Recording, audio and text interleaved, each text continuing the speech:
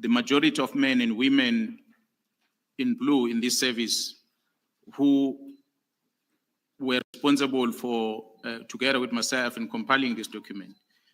It is therefore a reflection of the common concerns that we share as colleagues in different ranks within the service, which made us to have a common desire for these problems to be resolved, and in order to enable these members of the service to be able to serve with honor and dignity.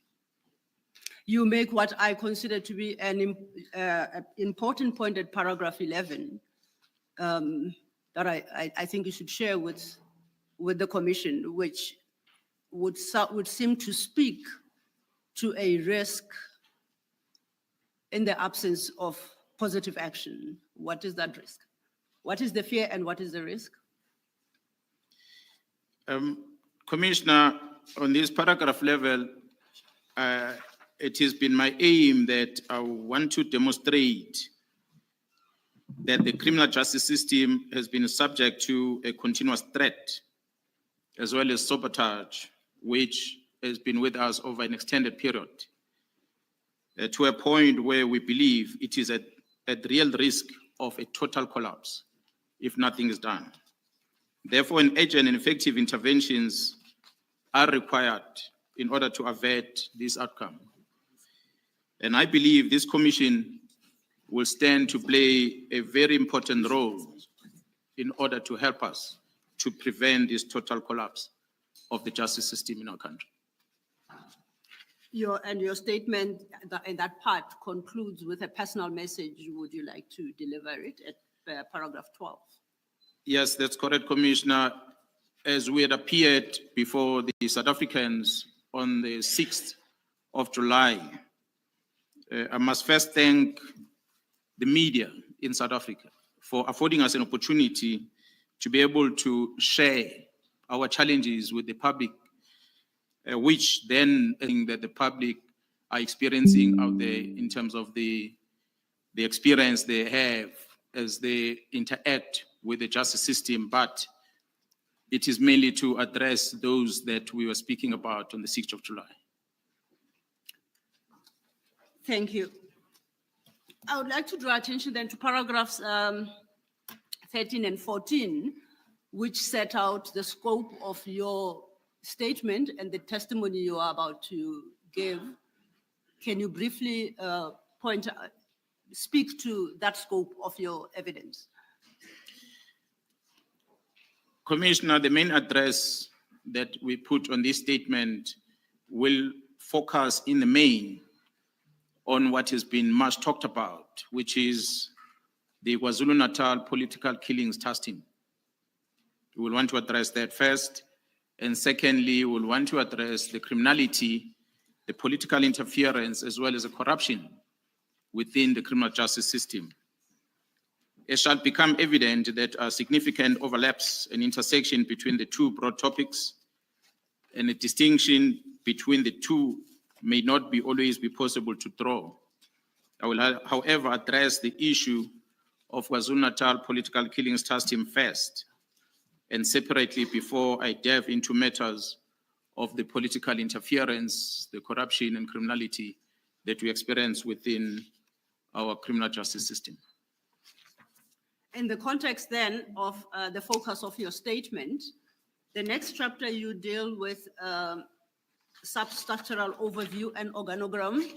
You set out a background to the establishment of the SAPS, the legislative framework that governs the SAPS. And I would like us to work through that part of your statement in brief. We don't have to read everything. So you start at paragraph 20 with the establishment of SAPS. Any aspect you'd like to highlight in that regard?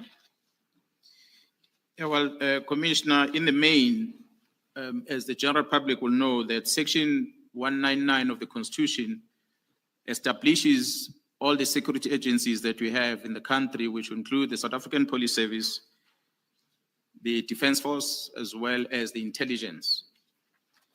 And all these services are structured and regulated in terms of national legislations, which in case of the South African Police Service, it will be the South African Police Service Act. And the SAPS members must always act in accordance with the Constitution and the law. And they must make sure that whatever they do does not advance the political interest of one party over the other. And ours is to make sure that we apply the fairness that the Constitution is directing us to do, to treat everyone equal before the law. And in any partisan manner or any interest that is shown by each member to the political party is prohibited by the law. In the next few pages, you summarize the SAPS mandate in terms of the Constitution, in terms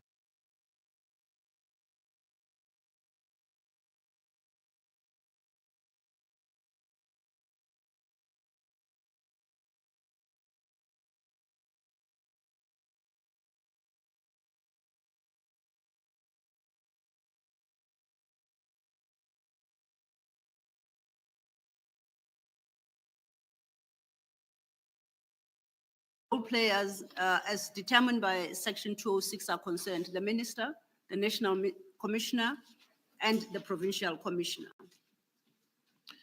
Commissioner, in the main, will draw attention to Section 205 of the Constitution, which outlines what are the primary responsibility of the South African Police Service, which will include the prevention, combating, investigation of crime, protection of the property and the citizen of this republic or the inhabitants of the republic, which also includes the maintenance of public order and to uphold the law as the South African Police Service. That is what the Constitution tells us to do. But the same Constitution, under different sections, Section 206 of the Constitution outlines the responsibility of the Minister of Police, which is that of a policy development. The Constitution says the minister will develop the policy in consultation with the provincial executive or provincial government. And their needs in different provinces must be taken into account when the minister develops this policy. And the same Constitution gives powers to each province to monitor police conduct and the police performance.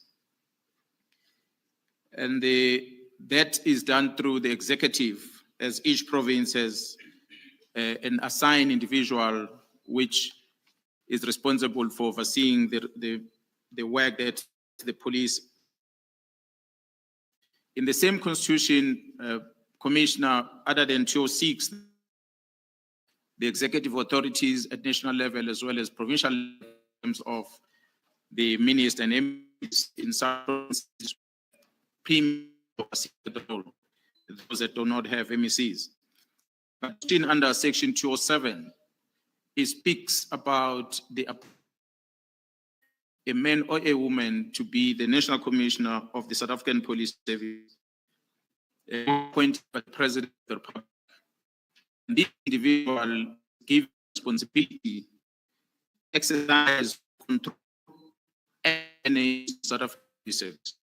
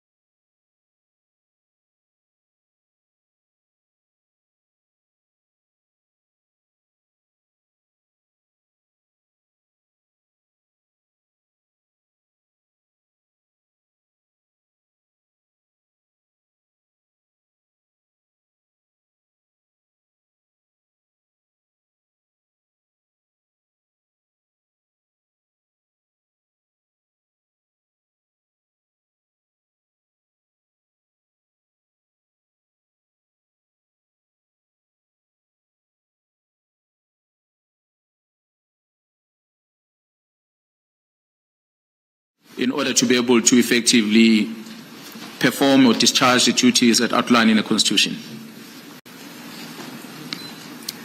Now, at paragraph 34 of your statement, you once again reference the intelligence division of SAPS. You indicated that it is regulated in terms of the intelligence, in terms of the National Strategic Intelligence Act. With reference to your paragraph 34, could you explain to the Commission how that division, the intelligence division, fits in within the SAPS structure? The division crime intelligence that exists in the South African Police Service, as established in terms of the Act, it's a division that reports via a Deputy National Commissioner to the National Commissioner within the South African Police Service, with primary job is to gather, evaluate, coordinate the intelligence in order to support the objectives of the SAPS across the country as we perform our duties. You follow that part of your statement with an overall summary of the key SAPS role players, and that is from your page 16, paragraph 41 of your statement, where you highlight, for purposes at least of your testimony, who are the key role players in this policing environment. Please highlight those. The key role players that are applicable in terms of the work that we do as we discharge our duties as South African Police Service will include the Minister of Police, whose executive authority are responsible for policy development and directing the works that the National Commissioner does, the National Commissioner of the South African Police Service, the Provincial Commissioner of the South African Police Service, as well as the executive in the province, which are the members of the executive committees, which are commonly referred to as MECs. As I said, Commissioner, in some provinces too that we know of, that they are premiers that are taking direct responsibility over that role. You have at your paragraph 48, at page 18, a diagram headed placement of top management. I'm going to request that it be put up, and perhaps you could walk us through that diagram for us to understand that top management, the sub-top management organogram. So if you could just speak to that organogram and guide us quickly through it. Commissioners, the SAPS has got two designations in terms of the levels. We have those that are established in terms of the Constitution, which I spoke about earlier. That will be the National Commissioner, the Provincial Commissioners. As you see them on the top right corner, those 9 provinces are Provincial Commissioners. And on the extreme left, the badge that is standing out there with yellow and red and black, that is a Directorate for Priority Crime Investigation, which is commonly referred to as the Hawks, established in terms of the Act. That's why they are reflected on the structure. But immediately below the National Commissioner, those are the 3 at the bottom. They are the Deputy National Commissioners, which are structures established by the National Commissioner, the prerogative of the National Commissioner to create those structures. They may exist, they may not exist, depend who's the National Commissioner at the time. There is 3 currently, at times there are 5, or some other times there are 4. It depends on how the National Commissioner feels in terms of creating those structures that we see. So if we understand you then, below the level of National Commissioner, there can be as many Deputy National Commissioners as the National Commissioner deems appropriate. That is correct, Commissioner. It's not prescribed to the National Commissioner as to how many there should be and what areas they should cover. That is correct, Commissioner. It will, perhaps while we are here, we take the opportunity, we'll deal with this further on in the statement. insofar as the Deputy National Commissioner of Crime Detection is concerned, your statement later on gives an understanding that that particular Deputy National Commissioner is actually responsible for 3 wider areas or responsibilities within SAPS. Can you just mention them, summarizing what each does, and we will make a note on this organogram. Commissioner, the bottom right, if I can start there, of that structure is a corporate support, which is a general administrative that support the operations of the police. The policing in the main is controlled on the left, which is the middle block and the left block. Left block is mainly about the visible policing, which is uniform branch, those men and women you see patrolling the streets. They are charged with responsibility of preventing crime and interacting with communities and the likes. But the heartbeat of the justice system, where it starts in the main, is in the center, middle block. That middle block controls the heartbeat of the South African Police Service. That is where the case docket is managed. That's where the criminal investigation is managed. You will have detective services that falls under that structure. You will have crime intelligence that fall under that structure. And you will have forensic services in the South African Police Service. So all 3 are the ones that are controlled in that structure, in that block. And if briefly, just to, so we can orientate ourselves, what does the detective services deal with within SAPS, and equally the crime intelligence and you said forensics? If you could just give a brief description of what each function entails. Commissioner, when the crime is committed, the first people that arrive at the crime scene, it's forensic service, who are responsible for the preservation of the crime scene and make sure that the evidence that is critical for investigation is collected. That's where you're going to find any evidence that might be used later in the investigation being fetched and be taken to the lab and get analyzed. And therefore, thereafter, the detective, which is crime investigation, will then take over the investigation, and with a further investigation that they collect to try and follow the pattern of what could have transpired that led into that crime. Any evidence that they collect, they will always share with forensic services in order to conduct analysis on it. But as they are looking for clues or the perpetrators that will have been involved in that particular crime, they are going to rely on crime intelligence, who help them to trace the suspect through their means of deployment of intelligence agencies and collecting of the information of the people that might share some information with regard to that crime. So that's what crime intelligence does. As is, they are the only one that are mandated with the responsibility of monitoring the criminal syndicates through the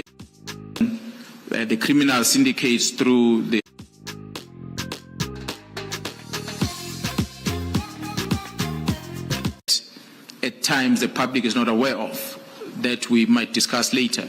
So, but that is in the main what the 3 does, the forensic, the detectives, as well as intelligence. And it's for that reason that you call them the heartbeat of policing. Indeed, Commissioner, it is the heartbeat.